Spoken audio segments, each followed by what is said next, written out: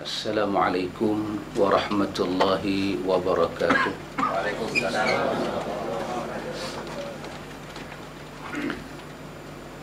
Alhamdulillah, wassalatu wassalamu ala rasulillah Nabiyina Muhammadin wa ala alihi wa sahbihi wa man nasarahu wa wala.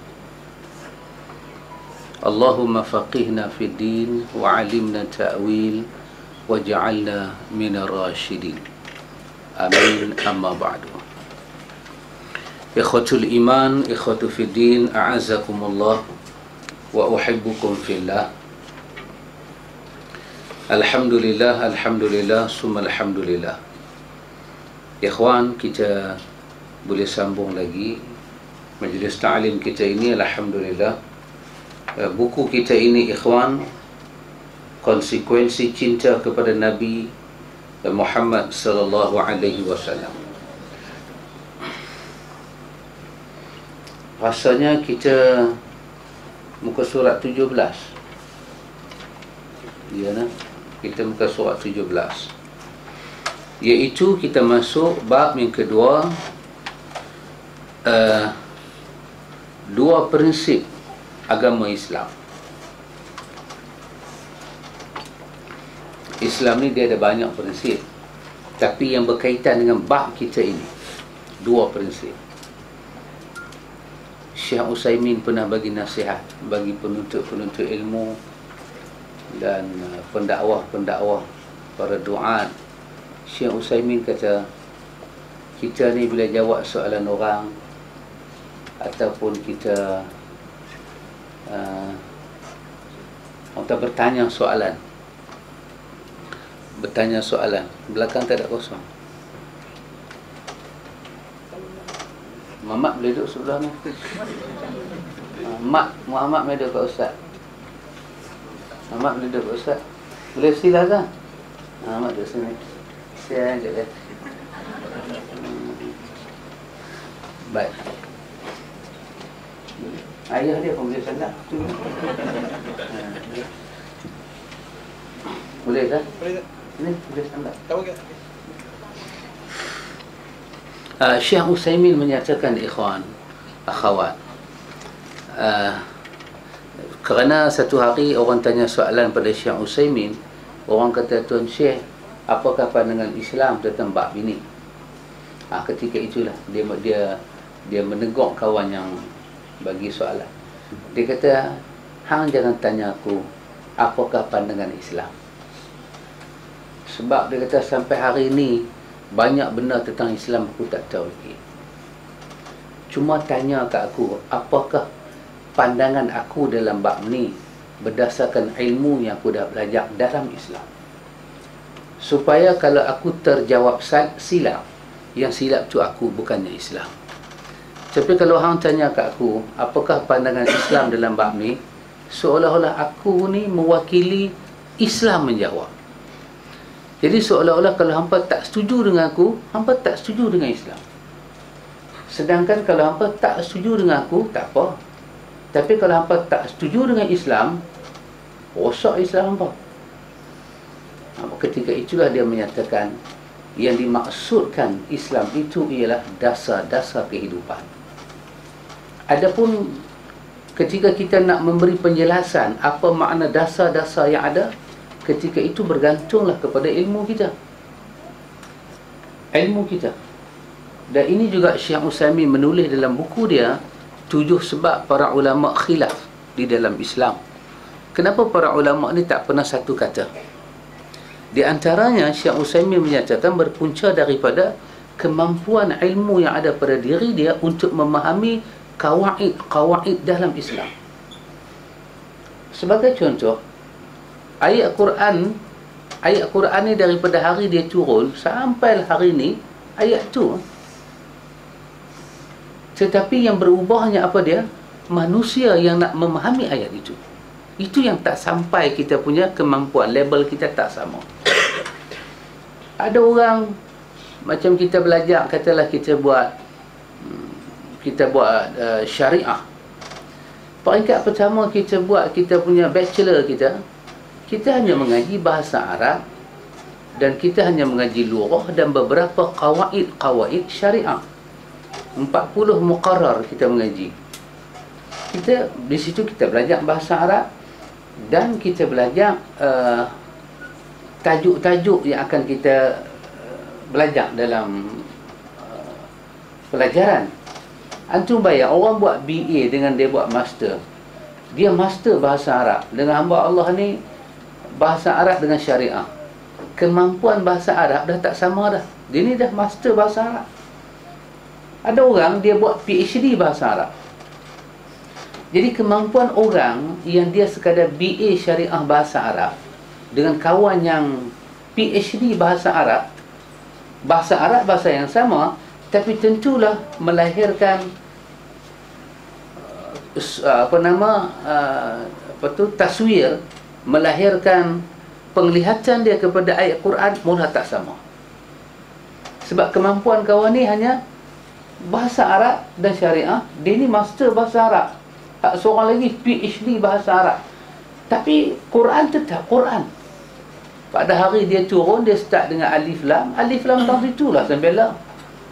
Tapi kemampuan orang yang mula menafsir ayat Quran, kemampuan mereka tidak sama. Jadi ada orang yang akal dia elok, tubuh badan dia sihat, minda dia terbuka elok, dia akan dapat banyak. Pun demikian, wa fawqa dhi alim, di atas orang yang kita kata tu hebat ilmu dia, masih ada orang yang hebat lagi. Jadi bila kita tengok tajuk ni, dia kata dua prinsip agama Islam. Bukanlah agama Islam tu ada dua prinsip. Tak, banyak prinsip dia. Tetapi pada bab ni kita baca ini, penulis kita, inilah penglihatan yang dia mampu tengok.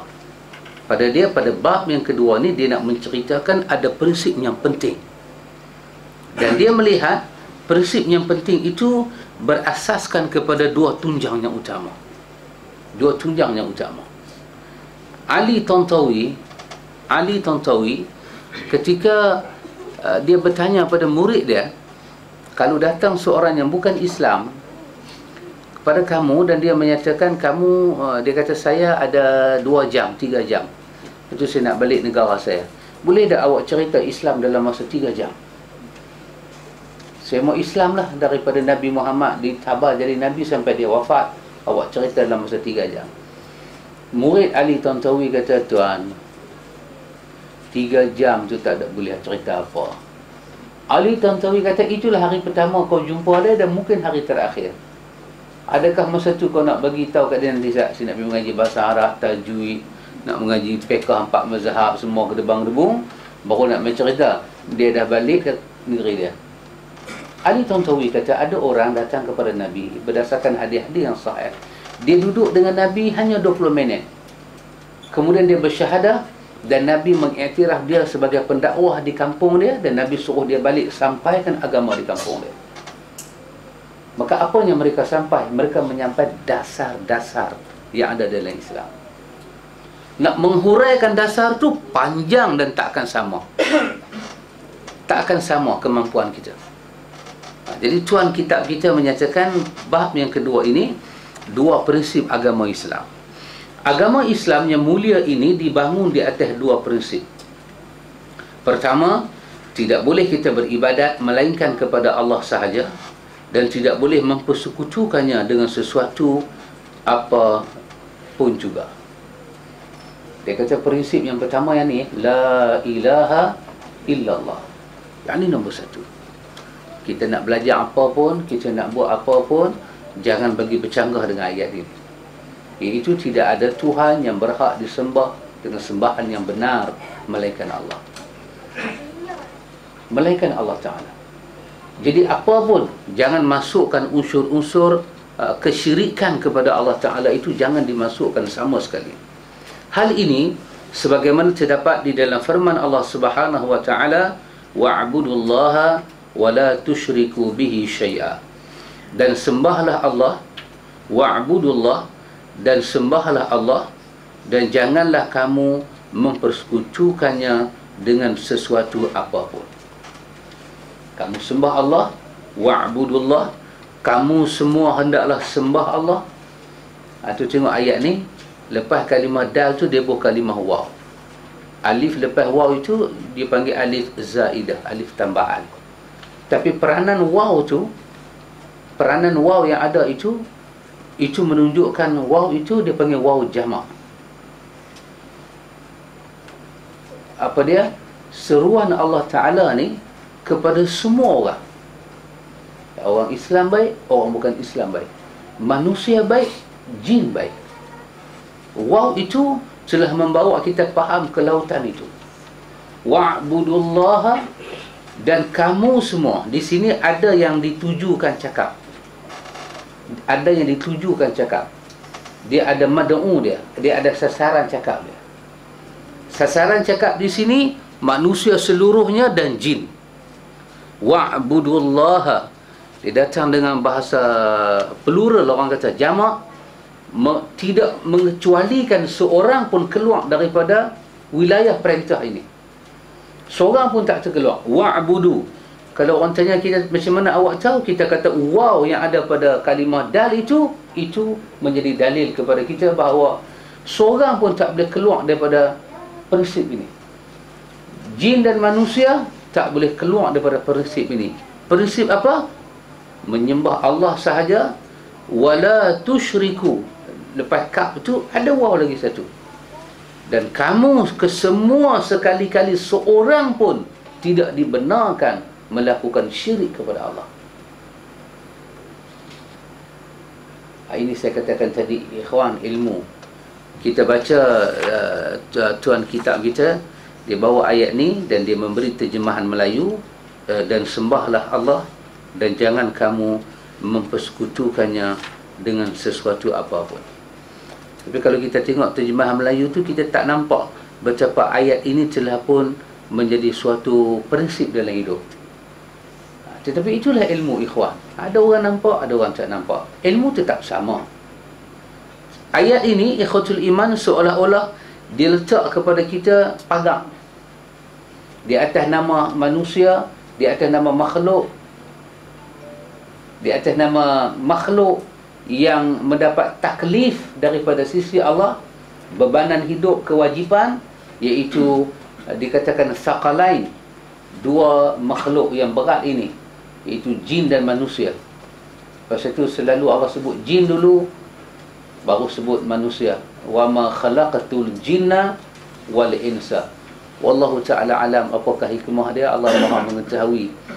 Tapi di antara yang boleh kita nampak, Allah dahulukan jin kerana kebolehan jin itu luar biasa.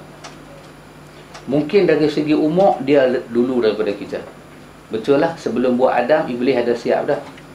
Dan Iblis itu daripada bangsa jin, daripada api. Mungkin dia pengalaman banyak daripada kita.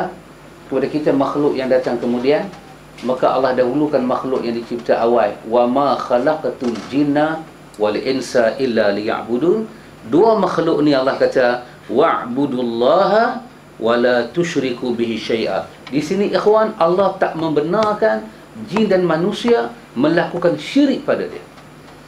Kita tak ada lesen untuk buat syirik pada Allah. Dan ayat ini menyatakan seiringan dengan tauhid, ketika berlaku tauhid, serentak itu berlaku penolakan kepada syirik. Dia package. Dia tak boleh adanya tauhid, adanya sikit syirik. Orang utara kata belen-belen. Sikit punya belen-belen. Tertangkai duk pakai lagi di tangan. Dia kata tak apalah, nanti bagi tarikh dia mati hujung tahun ni gunting lah. Tak boleh. Sekarang juga kena gunting. Kenapa? Ayat ini membawa kepada kita beriringan. Wa'budullaha wa la tusyriku bihi syai'a. Syai'a, syirik ni dia kata syai'a, sikit pun tak boleh. Kalau syu'unun, dia plural. Syai', sikit. Satu syirik pun tak boleh. Wa imma mungkin misqalu zarrah, berat dia tu seberat zarah, tetap tak boleh. Janganlah Allah itu disekutukan dengan apapun, walaupun sikit. Maka itu tuan kitab kita melihat sebagai satu prinsip yang yang utama. Juga kata dia, Allah Ta'ala berfirman, qul ya ahlal kitabi ta'alau ila kalimatin sawa'in bainana wa bainakum alla na'budu illallah wa la nusyrika bihi syai'a wa la yattakhidha ba'duna ba'dan arbaba min dunillah fa in tawallaw faqulu syahadu bi anna muslimun. Katakanlah, wahai ahlu kitab, marilah berpegang kepada suatu kalimah ketetapan yang tidak ada perselisihan antara kami dan kamu, bahawa tidak kita sembah kecuali Allah dan tidak kita persekutukan dia dengan sesuatu apapun, dan tidak pula sebahagian menjadikan sebahagian yang lain sebagai Rabb selain Allah. Jika mereka berpaling, maka katalah kepada mereka, saksikanlah bahawa kami adalah orang-orang yang berserah diri kepada Allah. Ini ayat 64 surah An-Nisa. Ayat ini di antara benda yang Quran cerita balik apa yang Nabi cakap kepada ahlu kitab Yahudi. Nabi pernah mengajak mereka kepada solidariti, perpaduan. Ajak mereka hidup sebagai ummatan wahidah, umat yang satu. Maka dalam kita kata apa, yang Nabi ucap kepada mereka untuk menyatukan, inilah Nabi kata, iaitu kalimatin sawa'in bainana wa bainakum. Sebenarnya kita boleh bersatu. Ada benda yang boleh menyatukan kita, baik di pihak dia walaupun di pihak kita. Nabi kita ada, iaitu apa dia? Alla na'budu illallah wa la nusyrika bihi syai'a. Dia juga, agama Yahudi, tidak menerima sekutu dalam hal tauhid pada Allah. Kita juga tak terima. Maka apa salahnya kita mengambil yang sama itu, kita jadikan kita ini ummatan wahidah, umat yang satu. Dan Nabi kata, wala yattakhidha ba'duna ba'dan arbaban min dunillah. Di kalangan kita ini, siapa pun kita tak boleh angkat menjadi Tuhan selain daripada Allah. Tak boleh. Imam kita mengangkat padri-padri, ulama-ulama, tak boleh. Kita bawa prinsip ini, prinsip yang sama untuk semua orang. Allah kata, okey Muhammad, kau cakap takat tu cukup. Dua benda aja. Ajak mereka sama dengan kita dalam bab menolak syirik, dan kau bersatulah dengan mereka dalam bab benda lain tidak boleh diangkat setaraf dengan hak Tuhan. Kemudian fa in tawallau, kalau mereka berpaling daripada apa yang kamu ajak, faqulu, katalah kepada mereka, jadilah saksi kami di atas prinsip ini, kami menegakkan ajaran akidah kami. Ini menunjukkan apa, ikhwan, dalam hal tauhid ini Allah tegas. Nak kawan dengan orang kafir, kawan. Tapi ada benda yang tak boleh kawan, prinsip. Kita kawan dengan dia, dia kafir, kita Islam, nak kongsi menega, kita nak buat share partner, boleh? Boleh. Jangan menega benda haram dah. Jangan menega rokok, shisha, ganja, sudah. Banyak lagi benda halal dah nak menega. Tapi dalam kita membangunkan perniagaan kita, dia sebagai kafir, dia ada akidah yang syirik. Tiba-tiba dia nak terak masuk dalam bisnes. Dia kata 2-3 hari bisnes kita ni slow ni, ada saka kot. Dia pun panggil dia punya sami satu macam masuk dalam satu macam yang duk jampi. Kita boleh berniaga dengan dia, tapi dalam bab akidah kita tegas. Kalau awak nak buat lagu ni, kita akan jadi pecah share partner kita. Hang ambil saham hang, aku ambil saham aku. Nak berniaga boleh berniaga. Di sini Allah Ta'ala ajak kepada Nabi kita Muhammad hal akidah, prinsip. Tangkai tak boleh pakai, tak boleh pakai. Susuk tak boleh, tak boleh. Berjampi-jampi hal tak tentu halal, tak boleh, tak boleh. Tak boleh. Dan dia tidak ada tarikh bila yang tak boleh. Hari kita tahu kata tauhid itu apa, syirik itu apa, hari itu kita mesti bertindak sebagai orang yang ahli tauhid, meninggalkan syirik pada Allah. Dan ayat ini juga, ikhwan, dia ada maknanya lain. Orang Islam juga adalah orang yang boleh bekerja sama dengan orang bukan Islam dengan dia mematuhi syarat kita. Syarat kita tak ada syirik dan tidak ada dikatakan arbaban min dunillah. Itu syarat kita. Tapi tuan kita tak berhajat nak bawa pembicaraan ke situ, sekadar menyatakan bahawa dalam ayat ini Allah menyatakan jangan syirik pada Allah. Dalam ayat ini Allah Subhanahu wa taala memerintahkan Nabi Muhammad sallallahu alaihi wasallam untuk menyampaikan kepada ahlu kitab. Dalam ayat ini Allah Taala perintahkan kepada Nabi Muhammad menyampaikan 3 perkara pada ahlu kitab. Yang pertama, agar mereka kembali pada kalimah yang sama. Di dalam Taurat dan Injil disebut bahawasanya manusia diperintah untuk beribadat hanya kepada Allah sahaja, tidak kepada yang lain. Inilah kalimah yang sama yang dibawa dan diseru oleh seluruh Nabi dan Rasul salawatullah alaihim ajma'in, iaitu mentauhidkan Allah. Pelajaran yang pertama daripada ayat tadi, kita menyuruh kalimah tauhid kepada orang bukan Islam.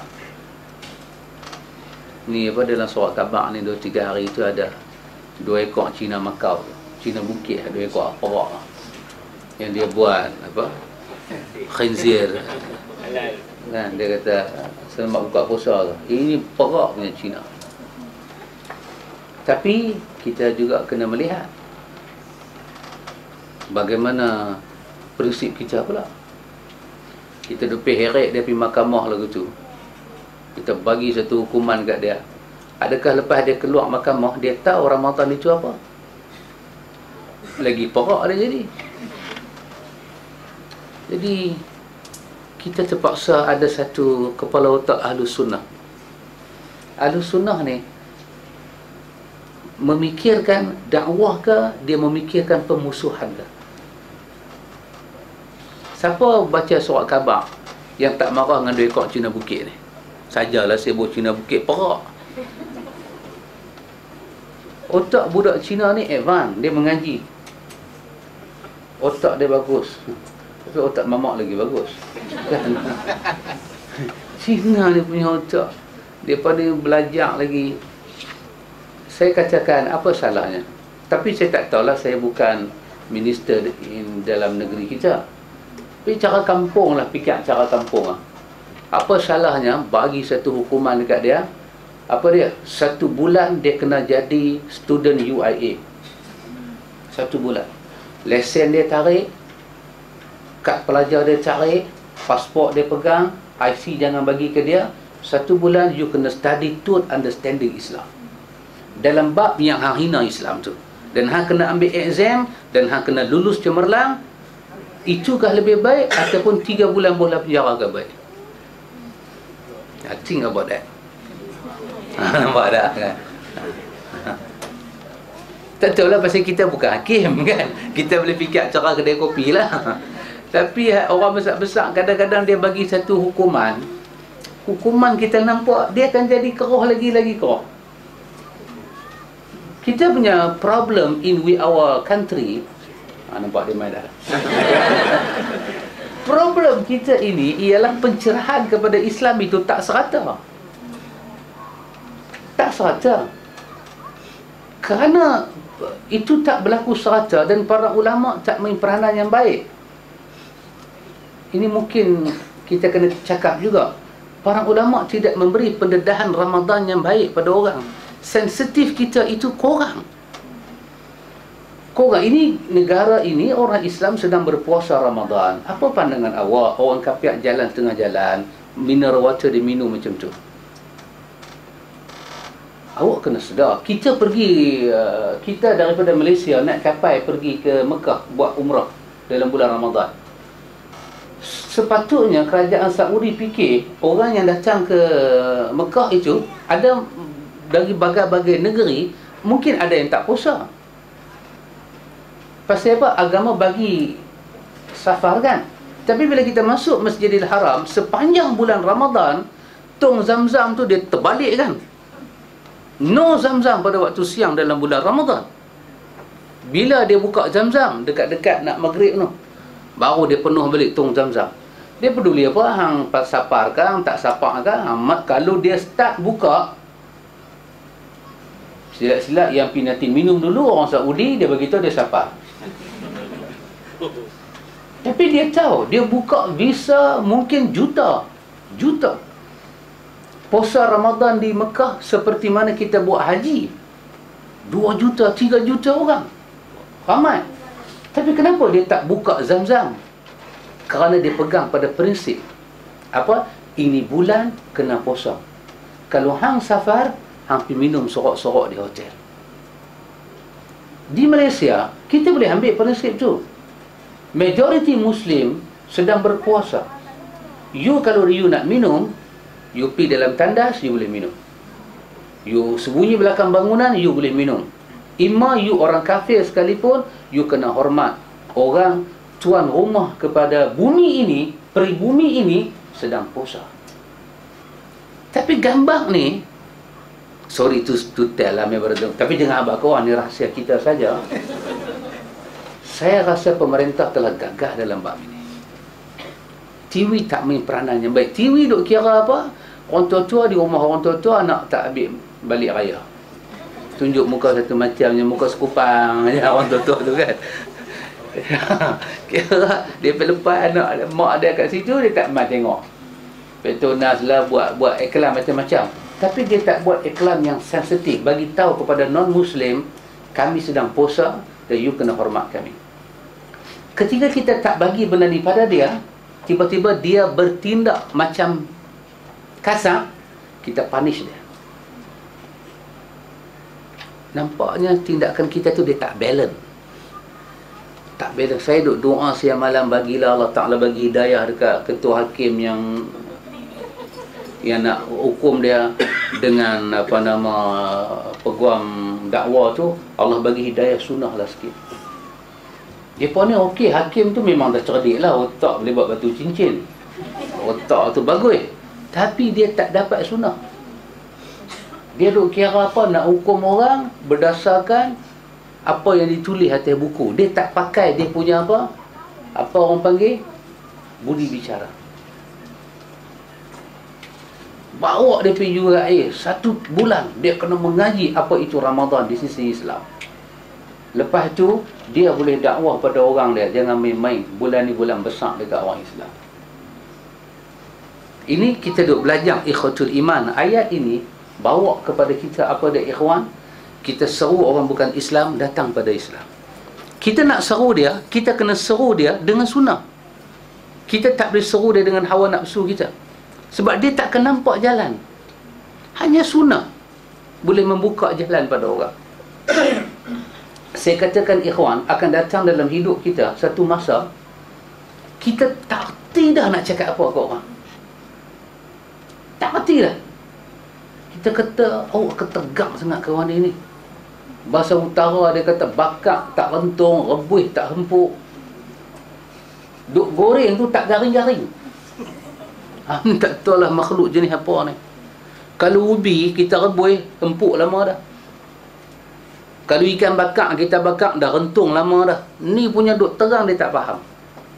Rupanya ikhwan, hati manusia ni hanya 2 benda je boleh buat dia faham: kalam Allah dan kalam Rasul. Kita kata kena puasa, kita duk cerita kat anak kita kena puasa. Dia buat pekak badak lagu tu. Last kali kita kena kembalikan bahasa kita kepada ayat-ayat Allah. Ini nama dia ayat-ayat cinta. Kembalikan. Kita kata kat anak kita, abang tahu tak pasal apa abang kena puasa? Kerana Allah telah berfirman. Bagi dia dengar ayat Allah, pasti Quran kata tatma'innul qulub, jiwa yang liang tadi akan tenang. Mesti. Kita tak berupaya membina ayat mengubah manusia. Pasal itu Allah turunkan ayat dia untuk kita sampaikan kepada hamba-hamba dia. Pasal itu Allah bela Muhammad bercakap tidak dengan hawa nafsu. Apa yang Muhammad cakap, kita cakap boleh mengubah manusia. Kita kata Nabi kata bid'ah, kita kata bid'ah. Orang kata apalah, dia kata bid'ah, nanti orang dengar bid'ah, orang lari. Dah, dia tak lari. Nabi kata bid'ah, kita kata bid'ah. Kenapa dia nak lari? Yang bisik kepada kita dia akan lari, itulah nafsu kita. Nafsu kita menghalang kita menggunakan bahasa-bahasa Nabi. Nabi kata hati-hati dengan bid'ah. Kita kata hati-hati dengan bid'ah. Kita tengok orang jadi lawyer kan, otak hebat-hebat, dia boleh habaq artikel 1, artikel 2, dia boleh kod. Bila dia boleh kod seperti tertulis atas buku undang-undang tu, kita kata dahsyat dia ni, kita tak boleh lawan dia. Kenapa tak boleh lawan? Bila dia gunakan bahasa undang-undang tanpa dia ubah, dia menjadi hujah kepada manusia. Kita pakai bahasa Tuhan tanpa kita ubah. Kalau Allah guna kalimah wow, kita guna kalimah wow. Tuhan kata dilarang, kita kata dilarang. Manusia tidak boleh buat apa-apa pada kita, ikhwan. Kenapa? Kita memakai kalam Rabbul Alamin. Itu kita kena ingat, ikhwan. Nak nasihat orang ke? Nak kata apa pada orang?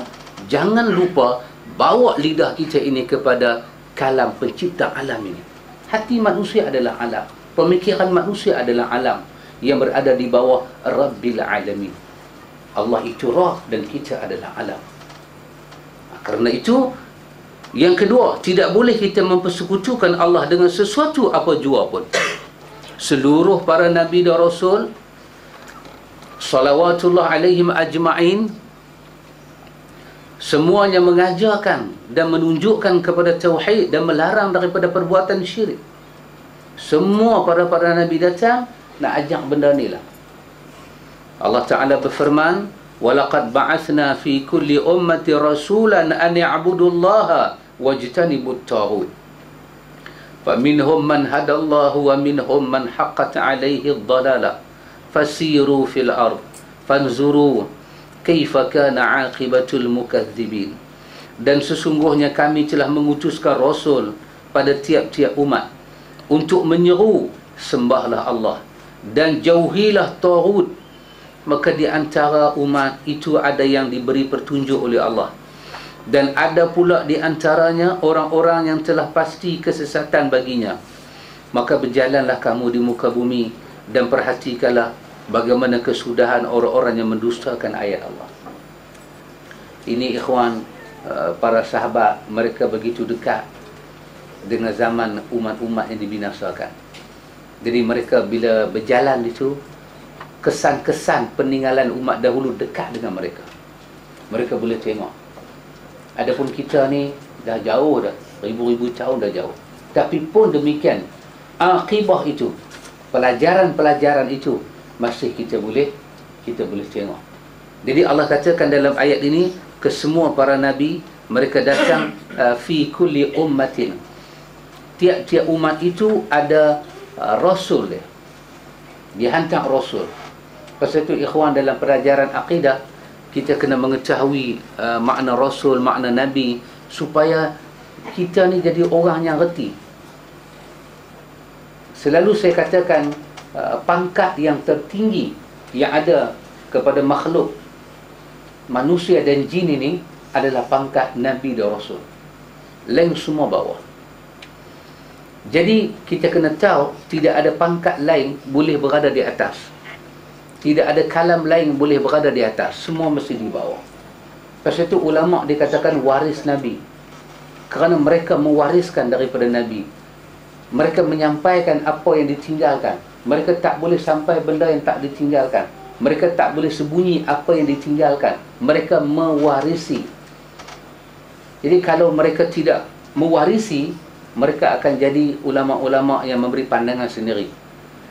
Dia lahirlah pada pandangan saya, do I think. Macam mana Nabi tak buat, kita buat? Oh, tak ada apa-apa. Nabi pun tak naik kereta, kita naik kereta. Ke situ dia pergi. Ke situ dia pergi contoh dia. Problem, masalah. Dengan dia lupa, dia adalah waris. Kalau tak ada benda yang diwarisi, orang tak panggil dia pewaris. Nak waris apa? Sebidang tanah pun ayah tak tinggal. Saya waris ayah, tinggal rokok daun ya. Nak waris apa? Tak boleh waris. Bila ada benda, baru jadi pesaka. Jadi Allah bangkitkan fi kulli ummatin. Antum tengok, bagi tiap-tiap umat itu mesti ada pembimbing. Dan pembimbing mereka bukan orang lain, rasulan, seorang rasul. Pun demikian, Kerana hidayah ini milik Allah, Allah katakan wa minhum man haqqat alaihi dhalalah. Ada yang tak mau.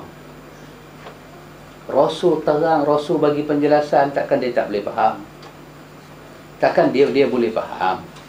Dia boleh faham, tapi dah hati dia tak terbuka, hati dia tak mau.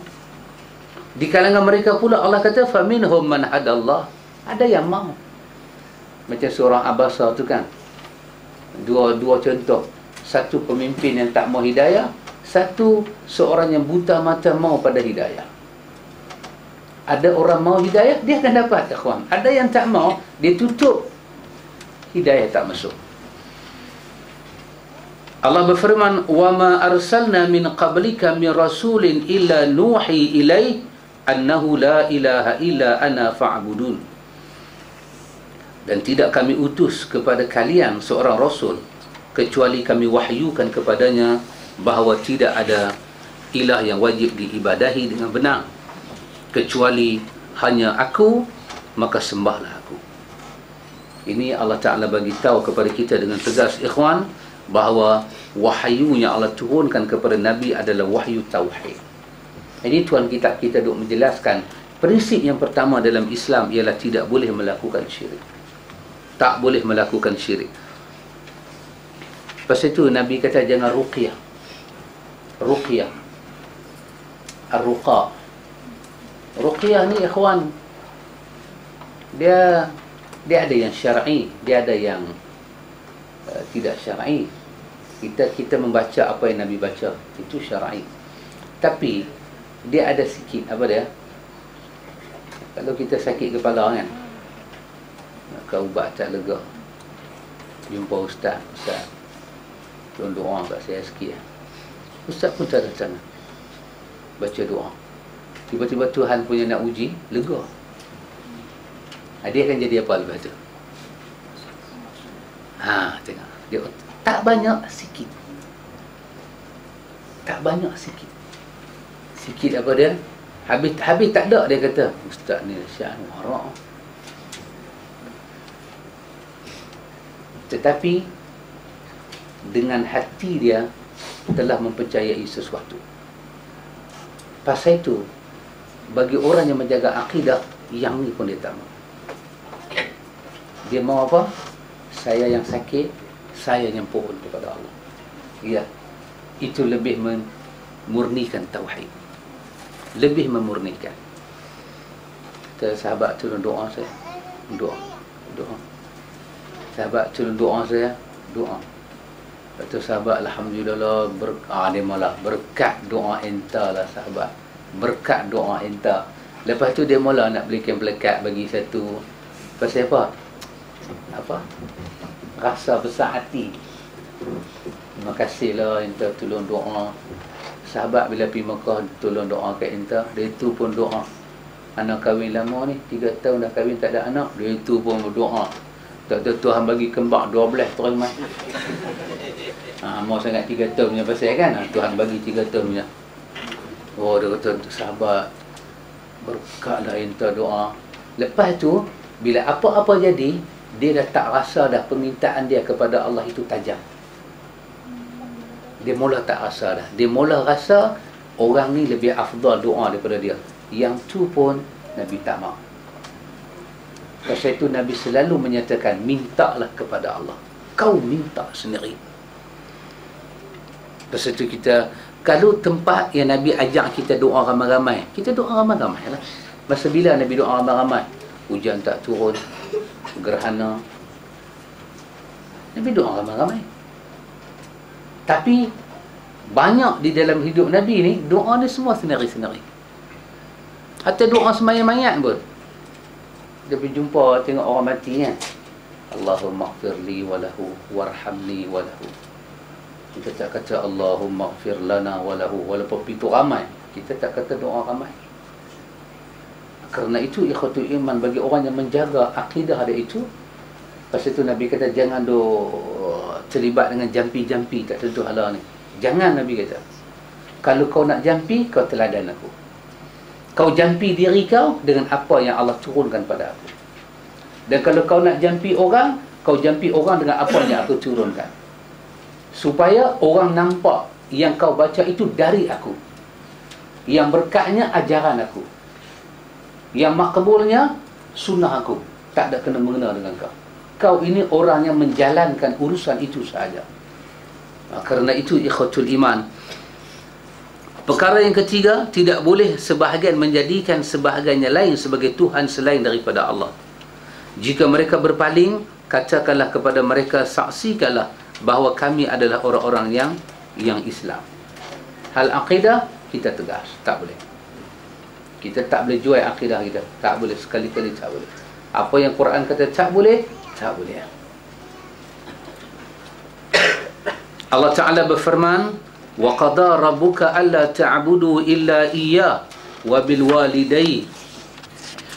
walidaini ihsana imma yablughanna 'indaka al-kibara ahaduhuma aw kilahuma fala taqul lahumā uff wa la tanharhumā wa qul lahumā qawlan karīmā. Dan Rabbmu, anta tengok kalimah rabbuka tu, kalimah Rabb tu dia terjemah lagu Arab juga, dia kata Rabb. Kita kalau bahasa kita, dan Tuhanmu, tak salah, Tuhan kan. Tapi Rabb dia mungkin balik pada maksud asal. Rabb itu maksud dia apa? Khaliq, Malik, Mudabbir, Sayyid. Itu dalam kamus. Bila kata Rabb tu apa dia? Khaliq, pencipta. Malik, pemilik. Mudabbir, pengatur, pengurus. Sayyid, yang menuani. Dia menjadi tuan yang mutlak. Empat perkara itu berada di dalam kalimah Rabb. Jadi apakah terjemahan yang paling baik kita kata untuk Rabb? Dulu kita kata Tuhan, tapi nampaknya Rabb itu lebih jelas kalau kita kata penciptaku. Daripada Rabb itu jadi rububiyah. Dan penciptaku, Rabbuka, dan penciptamu, Rabbmu, Tuhanmu telah memerintahkan supaya kamu jangan menyembah selain dia, dan hendaklah kamu berbuat baik pada ibu bapakmu dengan sebaik-baiknya. Orang Arab dia boleh faham ayat ni. Orang Arab ni dengan mak bapak dia sangat jaga. Pasal apa? Dia tahu ayah dia tu letih macam mana, berbanting tulang belah dia macam mana. Kalau pasal itu kita kata pada orang Arab, jasa mak bapak tak boleh bayar, belenang ayak mata dia. Tapi hang tahu tak, Tuhan sayang hang lebih daripada mak bapak sayang. Dia terkejut. Dia terkejut. Pasal apa dia terkejut, ikhwan? Adakah orang boleh sayang kita macam mak bapak? Orang Arab dia cium dahi mak ayah dia. Kita cium tangan, baguslah. Orang Arab dia pucuk dahi tempat sujud. Mak aku sampai letak dahi sujud ke Tuhan, aku cium tempat yang paling mulia di kawasan diri dia. Dia ada hormat mak dia, sayang mak dia.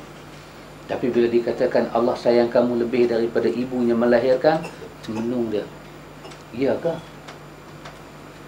Maka Allah kaitkan kalimah Tuhan dengan kalimah-kalimah mak ayah itu. Dikatakan, dan Tuhan kamu telah menentukan hukuman, kamu jangan syirik dia, dan dengan mak bapak kamu jangan kamu derhaka. Dia nampak kerjasama ayat tu, dia nampak. Kita tak nampak lah, kita duk kena terang-terang. Tu pun terlena lagi, tu tak nampak. Duk kena terang dan terang. Lepas tu kan dalam hadis Nabi kata apa? Ibumu, ibumu, ibumu, 3 kali. Betul. Satu, memang memuliakan ibu. Yang kedua, kita pernah duduk dengan orang Arab ni, mak dengan ayah, memang jasa mak tu besar. Lebih-lebih dari segi dia mengandung, mak tu besar. Tapi bila anak besar, mak ni, mak orang Arab dulu, dia duduk di rumah. Mak duduk rumah. Yang keluar naik kuda, berkelana tengah panas ni, buat balik makanan ayah. Jadi anak ni, dia nampak ayah. Ayah balik dengan peluh bagi makan. Nanti datang penyamun-penyamun, ayah yang tarik pedang, lawan, mempertahankan keselamatan keluarga. Jadi dia punya nampak ayah dia punya korban tu, sehingga dia terlupa, dia keluar daripada perut mak dia. Maka dia memberi satu tumpuan pada ayah dia. Pasal apa? Dia besar-besar, dia dah tengok dah penat lelah ayah belah. Tapi dia tak dan tengok mak dia pantang lagu mana. Pasal dia kecil. Masa tu tak ada lah kamera-kamera macam ni nak rakam. Tak ada lah, boleh rakam. Kita nak claim balik lah model kat anak kita kan. Jaga. Anda kaya raya, pasang balik video. Tengok zaman mak buat tocang naik kepala tinggi tu. Ni semua hang punya pasal lah. Jadi bila dia tengok jasa bapak dia, dia terlupa penat lelah mak dia. Maka Nabi ulang 3 kali, ibumu, ibumu, ibumu. Ayah, pasal apa ayah sebut sekali? Pasal ayah dia nampak. Dia nampak dengan mata. Ibumu. Sampai sahabat tu kata, summaman ummuka. Dia macam heran lah. Ya Rasulullah, saya dah buat baik kat mak. Lepas tu summaman, lepas tu ummuk, mak hang. Dia kata okey lah, summaman, lepas tu Nabi kata ummuk. Dia macam tersandar. Nabi tak dengar ke aku kata apa? Nabi dengar. Kali keempat summaman, Nabi kata abuka. Baru dia terpandang wajah mak dia. Barulah letih mak tu, Al-Quran terang balik. Mak kamu ini dalam keadaan wafisaluhu fi amain. Dia mengandung kamu wahnan ala wahnin. Dia lelah, dia sakit. Lepas tu dia sakit lagi, dia tak larat. Baru diungkit balik. Sebab kalau tidak diungkit ni, anak tak nampak. Anak tak nampak. Maka bila diungkit balik, sampai pada ayat-ayat macam ni, wabil walidaini ihsana. Bila mak bapak kamu dah tua, bila mak tua, bapak tua, orang Arab dia lebih beri perhatian pada bapak yang tua. Bapak dia lengah-lengah kaki dia picit. Pasal syurga dia di bawah mak dia kan. Mak dia pula bawah bapak dia. Betul tak? Sebab suami, isteri tak masuk syurga melainkan dengan redha suami. Jangan main-main kita suami. Dia dah itu power. Tu yang Pak Haji Bakir pun lesing kau. Dia kata tu itu power tu. Tapi ikhwan, bila ayat-ayat seperti ini turun, Allah kapit dulu. Allah kata ibu dan bapa. Allah letak pada satu tahap seolah-olah hak ni tak lebih daripada hak ni tak kurang daripada hak ni. Mereka sama. Walaupun mereka punya letih bela anak tak sama. Tapi antum tengok ayat ni, Allah kata imma yablughanna 'indakal kibara ahaduhuma aw kilahuma. Allah katakan jika salah seorang di antara keduanya atau kedua-duanya. Dua-dua sekali Tuhan kata. Mereka sampai pada peringkat yang tua, fala takul lahuma uff. Dengan dua-dua tu jangan kamu kata uff. Ni kira macam kita nampuk kaki mak ni leceh lah. Yang tu bukan yang tu boleh buat kamus dah tu. Je suara menapas ya. Dan napas tu mai daripada tak puas hati. Baru balik sekolah kan, zaman dululah, baru balik sekolah mendengar atau mak kata pergi beli santan Ustaz. Ada lagu tu aja. Bukanlah budak lah dia meluah dalam Facebook. Ibu tak memahami daku. Bagi telangkabat orang dia tahu. Ibu tak memahami jiwaku. Dalam kepenatan balik sekolah, ibu menyuruhku beli santan. Tak datang hantar tak darah lagi baru hantar. Dia Facebook. Dulu tak ada Facebook. Dulu kira mak dia kata, mak dia panggil dia Aiman. Dia kata labbaika. Kalau dia kata labbaika tu budak yang mak dia panggil Aiman, dia kata labbaika. Dia kata na'am. Na'am ni iya kan, tapi kasar. Dia labbaika. Ya ibu, saya datang untuk apa saya dipanggil. Dahsyat bahasa tu kira. Daripada kita labbaik Allahumma labbaik. Ya Tuhan, aku datang untuk apa aku diciptakan, untuk apa aku dipanggil. Arahlah apanya aku nak buat. Kalimah tu bagi open chat. Tenyihlah suruh buat apa-apa. Aiman, labbaika ya ummi. Labbaika ya ummi. Ya, saya datang ibu. Saya datang ibu. Ni kita mak panggil 100 kali baru dengar sekali. Panggil tengok orang tua tu punya lidah dah terkeluar dari bawah. Punya duk panggil. Tu dia panggil hang ni macam panggil gajah keluar maghrib tu. Memang sound trouble betul anak-anak lah. Quran kata wala tanharhuma. Bukan kata wala tanharhuma. Janganlah kamu tanharhuma, kamu kasar dengan mereka. Kamu perdik mereka, kasar. Jadi orang tua bila dia tua, kulit dia semua dah jadi kulit baby lembut. Terima kasih. Jadi kulit baby lembut, sensitif lembut, tanhar. Jangan. Kalau nak hantar dia pergi rumah abang pun jangan sembang depan dia. Tanya pula pandangan dia. Mama punya pandangan macam mana kalau seminggu duduk sana, kami nak pergi Langkawi. Allah. Kita bagi kat dia cawan penuh dengan air mata, dia boleh minum balik. Air mata dia boleh duduk turun. Lagu tu punya topik dia pergi buka depan mak dia. Mak dia kata, aku belah hang, basuh baju pun aku pegang hang. Aku sedia baju pun aku tak pisah dengan hang. Aku tua, hang pasing rumah tu. Jadi macam player pula, tenang bola pergi sana, duk tunggu bila nak gol orang tua ni. Hang buat lagu tu kat aku, la tanhar rumah, jangan bagi dia kecil hati. Nak sembang pasal apa pun, jangan sembang depan dia. Jangan bagi dia tahu. Lebih-lebih dia dah uzur, pencen tak ada. Kira harap anak-anak bagilah, dia ni bagi 20, dia tu bagi 30. Kan?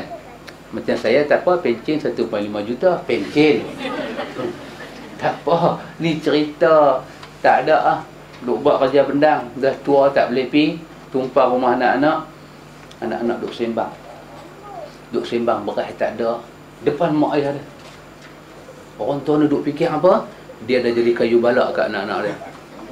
Silap kita bagi beban. Habis kalau tak ada rumah anak, nak pergi duduk mana? Rumah kebajikan pun penuh dah, sold out. Nak duduk tahu nak? Duduk masjid. Anak semua tidur, tengah-tengah malam doa, ya Allah, ambillah buang kubik. Tanhar rumah. Jangan, Quran kata. Jangan. Baik mak, baik bapa. Jangan buat macam tu. Wa qul lahuma qawlan karima. Quran kata, dan ucaplah kepada mereka perkataan yang mulia, qawlan karima. Perkataan yang mulia dengan kedudukan dia mak, kita anak-anak. Apa yang mulia? Dorah cakap, tinggi cakap, kita boleh bantah dia, tapi qawlan karima, mulia. Sampai dia tak nampak, kita bantah dengan melawak. Tampak meja, ini tidak adil. Itu sudah jadi 3 Abdul. Ini tidak adil, kekanda yang kecil kena terima harta rumah ni lah. Ini tidak adil, tak boleh. Mak, ini tidak, tak boleh cakap lagu tu. Melawak dengan dia. Mak, ingat, mak, melawak satu. Bantah dia tapi dengan cara melawak. Dia tak rasa. Kena pilih ayat-ayat yang muliakan dia. Muliakan dia. Itu kata dia perkara yang pertama. Prinsip yang pertama, kita tidak boleh melakukan syirik kepada Allah. Yang kedua, kita tidak boleh beribadat melainkan dengan apa yang telah Allah syariatkan di dalam kitabnya, atau yang telah disyariatkan di dalam sunnah nabinya yang terpelihara, dengan tidak dengan bid'ah dan tidak dengan hawa nafsu. Ini prinsip yang kedua, diambil daripada Muhammadun Rasulullah. Muhammadun Rasulullah. Bahawa bila kita beribadat pada Allah Ta'ala, prinsip yang kedua, kita beribadat pada Allah. Di sisi imam-imam ahlu sunnah, ibadat ni, al-aslu fil ibadah al-butlan. Ibadat ni asal tak boleh buat. Ibnu Taimiyah menggunakan bahasa lagi kasar. Al-aslu fil ibadah haram. Ibadah ni asal haram. Haram sembahyang, haram puasa, haram tutup aurat, haram tu haram ni. Bila kita boleh buat? Bila dia diperintahkan, apabila dia diarahkan. Dan arahan itu datang daripada dua sumber, daripada Alkitab dan As-Sunnah. Maka kita tak boleh sembahyang melainkan Allah perintah, Nabi tunjuk. Allah perintah kat Nabi, Nabi tunjuk praktikal kat kita. Sembahyanglah kita, zakatlah kita, saum Ramadanlah kita, dan bermacam-macam ibadat-ibadat lagi. Iaitu Allah Ta'ala berfirman, wa ma atakumur rasulu fakhuzuhu wa ma nahakum anhu fantahu wattaqullaha innallaha syadidul iqab. Apa yang diberikan Rasul kepadamu maka terimalah, dan apa yang dilarang bagimu maka tinggalkanlah, dan bertakwalah kepada Allah, sesungguhnya Allah amat keras hukumannya. Ayat ini jelas prinsip beribadat. Apa yang atakum Rasul beri pada kamu, fakhuzuhu, maka ambil, pegang dia elok, pegang dia elok. Wa ma nahakum anhu, apa yang Rasul larang kamu daripadanya, fansahu, kau tinggalkanlah. Anda tengok, Allah buat kita untuk ibadat, dan persi ibadat mudah. Yang Rasul bagi kau ambil, yang dia larang kau tinggalkan, habislah. Tapi tak selesai saja apabila tajuk kita baca tadi ni. Apa dia? Hawa nafsu tu. Kita hawa nafsu kita. Kenapa tak boleh? Kenapa tak boleh? Kita kata kita nak buat ibadat berpandukan hadis-hadis yang sahih. Memang betul lah yang sahih. Kalau kita kata bahasa kita ni, apa dia yang sahih? Sahih itu apa yang mata kita nampak, telinga kita dengar, minda kita boleh menerima. Itu yang sahih.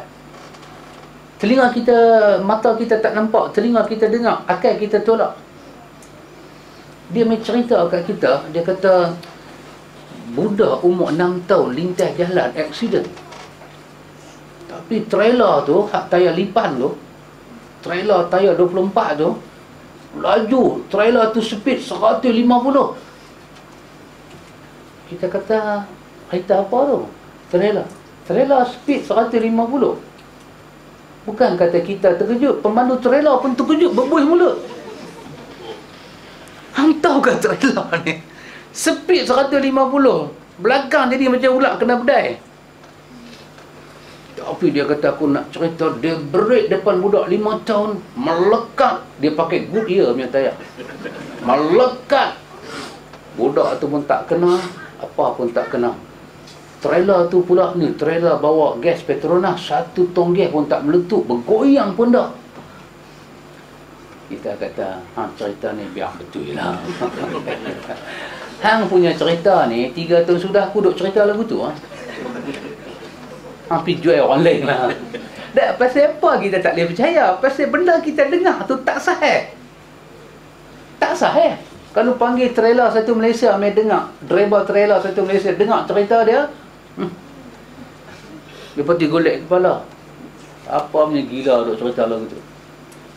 Benda tak sahih kita reject. Tapi macam mana dengan hadis Nabi yang tak sahih kita terima? Dia tak masuk akal. Ada cerita yang sahih, ada cerita yang tak sahih. Dia kata cicak jatuh dalam kolah. Saya duk ambil sembahyang, dia jatuh. Kita dengar. Dia ni pula bagi tahu pada dia, bewak jatuh dalam kolah. Saya ambil sembahyang, dia duduk tepi tu. Mai kawan nombor 3, dia kata boya dah jatuh dalam kolah. Saya duk ambil air sembahyang. 3 cerita ni, yang mana sabar? Pasal cerita dia ambil air sembahyang, boya duk ada sebelah, hang boleh ambil air sembahyang. Ni betul-betul boya darat. Kan? Apa hang punya cerita hang ni betul-betul tak masuk akal. Itu nama cerita tak sahih. Antara 3 cerita, boya dalam kolah, bewak dalam kolah, cicak dalam kolah, yang mana yang masuk dengan dia ambil sembahyang tu? Cicak lah. Cicak main jatuh tepi tu. Kalau dia ambil sembahyang pun, orang boleh terima kan Allah besar tu. Cicak jatuh. Kolah pula besar. Kolah ni besar. Boleh mandi dalam kolah dalam. Bila kata, pasal apa hang tak boleh terima aku kata boya? Hantar boya mendatang apa? Tu, krokodil Dundee tu, hantar krokodil Dundee tu pun, dia tengok boya, dia lari. Takkanlah. Tapi pelik. Orang boleh reject cerita ni, tapi mai dekat Nabi, orang terima yang daif. Tidak dibenarkan menerima perkara-perkara yang daif ketika ada perkara-perkara yang sahih. Maka ambillah apa yang Nabi beri pada kita dan tinggallah apa yang dilarang. Allah firmankan dalam ayat dia, Qul in kuntum tuhibbunallaha fattabi'uni yuhibbukumullah wa yaghfir lakum dzunubakum wallahu ghafurur rahim. Katakanlah wahai Muhammad, jika kamu benar-benar mencintai Allah, ikutilah aku. Nescaya Allah mengasihi dengan mengampuni dosa-dosamu. Antum tengok, selangkah kita kepada sunnah ni, dosa kita telah pun diampun oleh Allah. Kalau kamu ikut Muhammad, Allah Ta'ala beri dua anugerah. Allah sayang kita, Allah ampun dosa kita. Ini perkara yang wujud di dalam sunnah, tidak wujud dalam bid'ah. Bid'ah ni bila kita melangkah kepada dia, Allah Ta'ala tak mau ampun dosa kita. Bid'ah ni kalau kita buat, Allah Ta'ala tak sayang dengan kita. Kita kena berhati-hati. Kita mesti berhati-hati dengan bid'ah. Pasal itu kita kena datang kepada sunnah. Allah ampun dosa kita, Allah mencintai kita. Juga firman Allah, ittabi'u ma unzila ilaikum min rabbikum wa la tattabi'u min dunihi awliya qalilan ma tazakkarun. Ikutilah apa yang diturunkan kepadamu dari Rabbmu, dan janganlah kamu mengikuti pemimpin-pemimpin selainnya, maka amat sedikitlah kamu mengambil pelajaran daripadanya. Dalam ayat ni Allah Ta'ala katakan, ittabi'u, kamu semua ikut, ma unzila ilaikum min rabbikum, apa yang diturunkan kepada kamu daripada Tuhan. Semua kita tahu Allah hanya menurunkan wahyu dia, kalam dia, ini Al-Quran, kepada kita semua. Maka Allah arahkan, ittabi'u ma unzila ilaikum min rabbikum, apa yang Rabb kamu turunkan kepada kamu, kamu ikut. Wala tattabi'u min dunihi awliya, jangan kamu ikut lain daripada apa yang Tuhan turunkan daripada kalangan awliya. Di sini Allah Ta'ala tak kata wali, dia guna kalimah plural, awliya.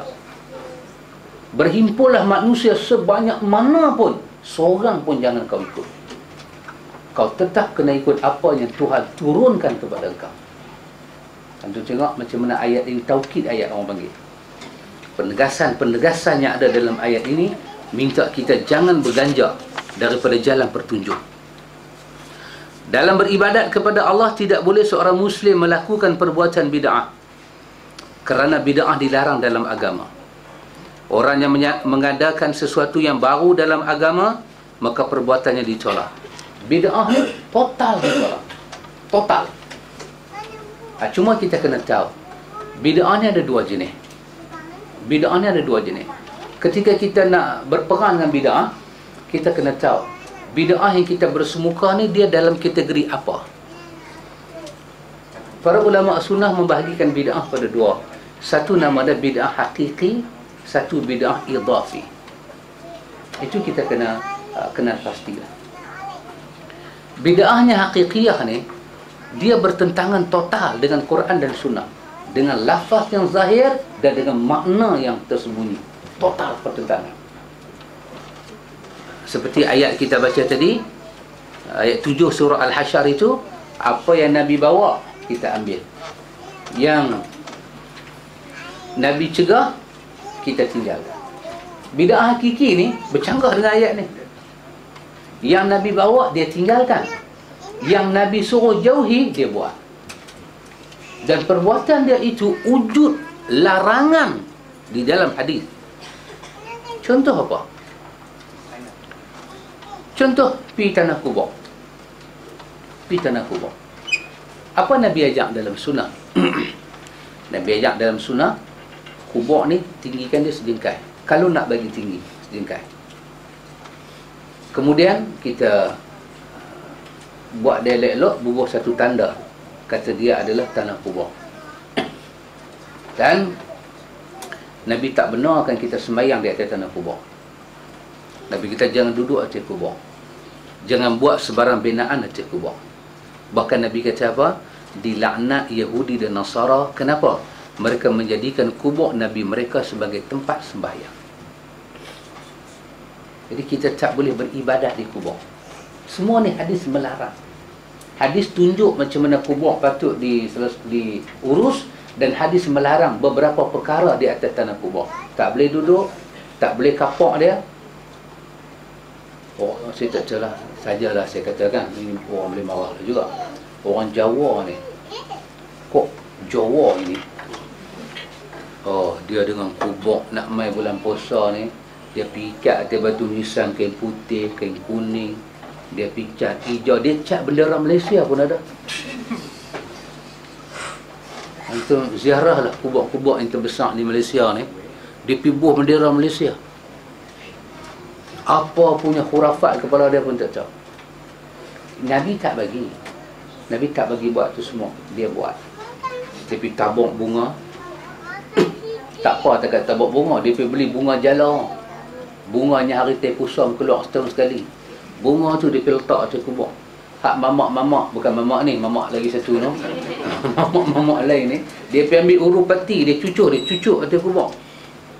Kesemua ini bertentangan secara roh, secara zahir dan batin dengan sunnah. Yang ni nama dia bid'ah hakiki.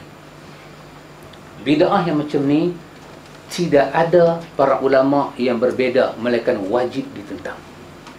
Dan penentangan terhadap bid'ah seperti ini ditentang secara zahir dan batin. Ditentang dengan penuh ketegasan. Bila kita tengok mereka buat bid'ah seperti itu, kata terus, apa dia? Ni bid'ah ni, jangan buat. Tegakkanlah sunnah di atas tanah kubur. Masuk, Imam Ahmad kata masuk tu saya pakai kasut, dengan syarat kalau jalan yang kita pakai tu tak menyucuk kaki kita. Kalau dia cucuk, kena pakai kasut lah. Berdarah, dah ada kencing manis, nak pergi enjek pula, lepas enjek potong kaki, lebih pakai kasut. Tapi tanah kubur tu begitu aman, selesa, diurus dengan baik, maka lebih afdal kita buka kasut, jalan masuk, menghadap ke arah kiblat, berdoa untuk mayat, dan kita, dan sedikit pelajaran kita ambil. Kata pada diri kita, telah sampai hari dia, akan sampai hari kita. Itu kita keluar balik, habis. Duduk, ambil 3 mengkuang, duduk ratib. Yang Nabi kata jangan duduk, dia pergi ratib. Bid'ah-bid'ah seperti ini, nama dia bid'ah secara total. Maka ulama sunnah menamakan hakiki. Kita tentang. Lagi satu bid'ah, idhafi. Idhafi, bid'ah idhafi ni, bid'ah yang melibatkan perbuatan, cara pelaksanaan, tetapi hakikat dia diwujud dalam sunnah. Sebagai contoh, Allah Ta'ala, Nabi kita Muhammad sallallahu alaihi wasallam menyatakan dalam hadis Imam Tirmizi, Nabi kata apa? Afdalu zikri la ilaha illallah. Zikir yang paling afdal adalah la ilaha illallah. Ada tak hadis? Itulah hadis dia. Tetapi hadis itu tak beritahu zikir macam mana, hari apa, banyak mana. Tiba-tiba mai satu hamba Allah ni, dia mencipta cara zikir. Dia kata start belah kiri, penyudah belah kanan. Mai belah kiri, henjak dia kata, bagi la ilaha illallah. La, pasal apa? Ni, di sini ada darah beku, nak bagi pecah dia. Kalau pakar jantung dengar, terkejut pakar jantung tu. Kami nak buang darah tu kena operate, anda tak? Dia bagi tu ada darah beku, pening pakar jantung. Kalau ada darah beku, kawan tu nanti meninggal 24 jam. Dia bagi tu ada darah beku. Pasal tu kita kena Nabi memang Nabi sebut la ilaha illallah, tapi kaifiat tak ada. Maka dia cipta kaifiat. Yang ni nama dia bid'ah idhafi. Pasal apa dia idhafi? Pasal dia punya asas tu ada, cuma cara dia faham tak betul. Nabi ajak tak kita baca doa? Nabi ajak. Tapi Nabi tak ajak ramai-ramai lepas sembahyang. Maka dia menentukan siapa-siapa bagi salam. Ini ada dalam kitab kuning. Kami tengok dalam kitab kuning. Dalam kitab kuning dia kata, siapa yang sembahyang tak mau wirid, dia kata macam kau. Bagi Assalamualaikum warahmatullahi, Assalamualaikum warahmatullahi. Terus orang Penang kata angkat bungkuk pi. Dia angkat bungkuk dia pi. Dia tak duduk dengan imam subhanallah, dia tak tadah tangan doa ramai-ramai. Dia tak buat majlis histeria, dia tak buat. Ni orang mati marah pula kan. Dia bangkit terus. Kitab kuning kata apa? Itu keturunan kera tu. Silat-silat tok nenek dia Bani Israel yang kena sumpah jadi kera. Siapa yang sembahyang tak mau wirid, dia kera. Wirid ada tak ada? Wirid ada. Nabi ajak wirid lepas solat, Nabi ajak. Nabi ajak zikir pagi petang. Tetapi wirid beramai-ramai bersama imam lepas solat, Nabi tak ajak. Nabi tak ajak secara berjama'i, tapi dia buat cara jama'i. Tapi asasnya memang ada dalam sunnah, tapi dia faham dengan cara sendiri.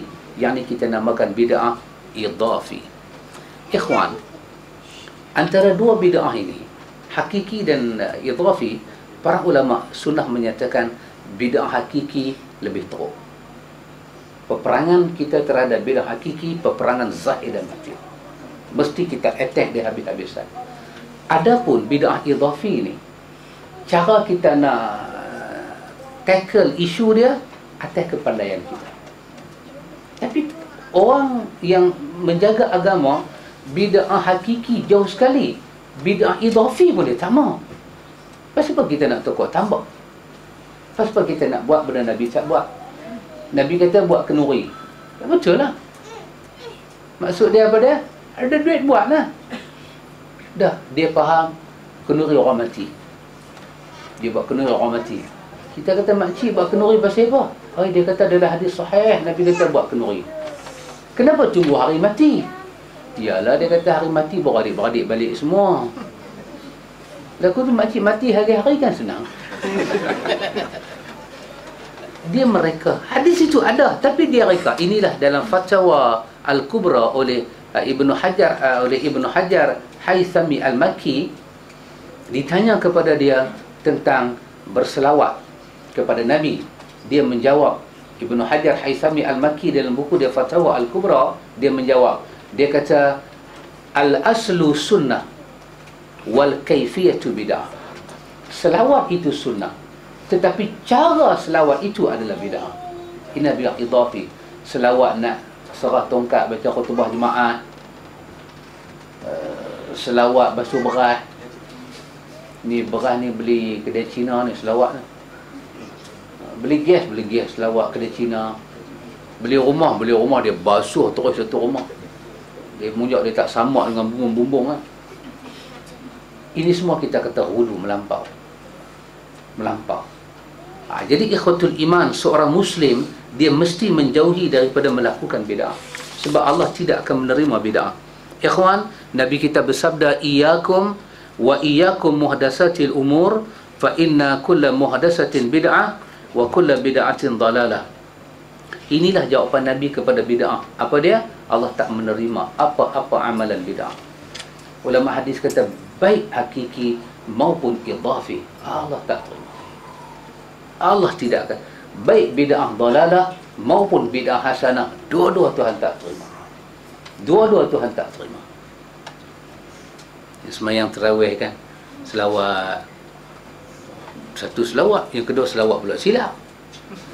Sat lagi Sayyidina, sat lagi Sayyiduna, sat lagi Ibni, sat lagi Ibnu. Ikut suka dia.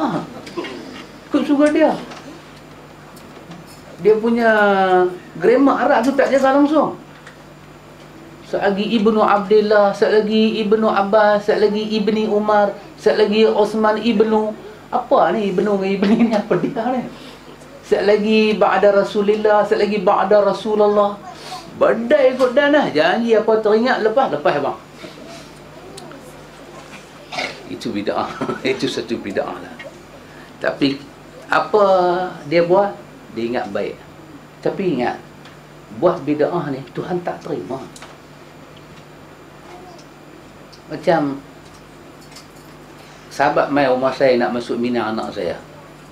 Saya kata saya tak mau satu pun hantaran. Tak tahu sahabat buat juga. Sampai depan pintu rumah saya tengok, pintu rumah saya tak buka, saya tengok kat cermin aku. Dia kata apalah punya perak, berapa hari telinga tak korek. Aku duk pesan, aku tak mau satu apa pun. Pasal masalah dia, bila hampa bagi aku kena balas. Yang tu yang aku tak mau. Taknya hang nak bawa dengan dulang satu dua ni, pasal saya bantau dah kerja aku banyak. Jadi macam ni, hang mau dah anak aku? Dia kata mau. Aku balik semua dulang-dulang tu, Bulan depan mai menikah abang senang. Benda Tuhan tak mau kita pergi buat, tu bukan nak kata rajin ke tu. Saya ingat yang ni syndrome Down. Problem. Tu abang dah tak terima. Nabi tak buat, tak terima. Dia buat macam ada penyakit OKU. Jenis cakap tak dengar ni. Dia riau juga. Riau juga. Al-Khalifatul Awal. Al-Khalifatul Awal. Lepas tu semua riau. Radiyallahu an. Hak dia tu salim, salim. Riau buat apa? Tuhan tak berkenan. Kalau riau tu elok, Nabi riau lama dah. Nabi tak riau pun. Yang hampir riau pasal apa? Dia kata semangat Ramadan. Keturunan Tarzan semua ni. Nak riau buat apa? Sama ada bid'ah itu hakiki ataupun idafi, dia punya status dia sama. Apa dia? Tak diterima. Nabi kata apa? Jauhilah oleh kalian perkara yang baru. Nabi suruh jauhi bid'ah. Kerana sesungguhnya setiap perkara baru adalah bid'ah. Dan setiap bid'ah adalah sesat. Antum, mulut Nabi kata sesat. Macam mana kita kata ibadat? Mulut Nabi kata sesat. Oh, tidak. Dan nak bagi penjelasan kepada orang ni makan masa 10 tahun. Saya katakan kalau Allah bagi dekat kita umur Nabi Nuh 1000 tahun. Nabi Nuh tu dia kurang 50. Kita Tuhan tambah 50. Kita tengok hang ni istimewa, aku bagi 50 lebih. 1000 tahun Allah peruntuk umur kita. Kita nak bagi penjelasan kepada orang tinggal bid'ah, belum tentu umur tu cukup bagi kita. Kenapa ikhwan? Kerana bid'ah lebih lama daripada umur Nabi Nuh. Dia meredak masuk dalam jantung. Sampai kita kata jangan selawat tarawih tu, seolah-olah dia dengar setaraf ayat kita ni macam tukang agama. Kita kata jangan buat tahlil, dia terkejut sampai ke jantung. Tengok pressure darah dia jadi tak tentu hala. Doktor kata pasal apa pakcik? Awak darah jadi macam ni? Tak tahulah apa nak jadi budak-budak ni. Dia kata kenduri arwah tak boleh buat. Bukan pasal penyamun masuk rumah dah. Pasal itu saja dah, pasal itu. Dia kata tak boleh buat, tak boleh selawat apa. Dia takut dengan kita, dia takut kita hilang agama. Dia tidak mengiktiraf apa yang dia buat itu bukan agama. Seruan kita ni, dia nampak macam merosakkan agama. 1000 tahun umur kita, belum tentu kita boleh cuci darah dia. IJN pun tak boleh buat apa dalam kes ni. Hantar jantung dia pihak IJN, cuci lah, bubur kelorok lah, rendam tu 3 hari, berkeluar, pasang balik, lagi takut dia jadi. Jangan main-main ikhwan. Perkara yang iblis suka selepas daripada syirik, apa dia? Bid'ah. Pasal dia tahu pembuat syirik tak masuk syurga, pembuat bid'ah Nabi kata sesat, masuk neraka. Nabi kata lagi, man ahdatha fi amrina haza ma laysa minhu fahuwa rad. Barang siapa mengadakan sesuatu yang baru dalam agama yang tidak ada contoh dari kami, maka dia ditolak. Ahdath, dia mereka. Dia mereka guna otak, guna nafsu dia mereka. Ahdath fahuwa rad, ditolak. Mereka tu ditolak. Yang ni pula man amila, pelaksana. Ada orang buat, ada orang reka, ada orang nak ikut. Nabi kata pada mereka dan pada pengikut, dua-dua jawapan di belakang sama, fahuwa radun. Apa dia? Tertolak. Dan kita tak tahu lah ikhwatul iman, ini adalah dua sumber utama kita beribadat pada Allah Ta'ala. Dan Tuhan kita masukkan dalam konsekuensi cinta Nabi. Mesti kita pelihara dua prinsip ini ikhwan. Semayang, puasa, Islam kita, dua prinsip ini kena jaga. Pasal dua prinsip ini diambil daripada La ilaha illallah Muhammadun Rasulullah. Diambil daripada situ, dibuat dua prinsip ini. Dan ibadat kena ikut Nabi. Akidah kita kena akidah Ahlus Sunnah. Mesti bersih. Mesti bersih. Dan kita syukur kepada Allah, kita boleh belajar benda-benda ni semua ikhwan. Pasal itu selalu saya ingat apa para ulama kita kata, kalau kita nak ajak orang sifat semayang, ajak dia akidah. Bila ajak dia akidah, automatik sifat solat dia sifat solat Nabi. Kalau kita ajak sifat solat Nabi kat dia, tak ajak akidah, belum tentu akidah dia akidah Nabi. Akidah itu mendahului segala-galanya. Kita tak usah sembang lah pasal sifat solat Nabi, dia tak boleh faham. Tambah kita duk pergi kata kiam atas dada. Oh, dia pelik. Apa ni main duk atas dada sejuk ke, aircon kuat lah. Duk gedik jari. Dia kata awak gedik lagu tu, lagu ni tak boleh.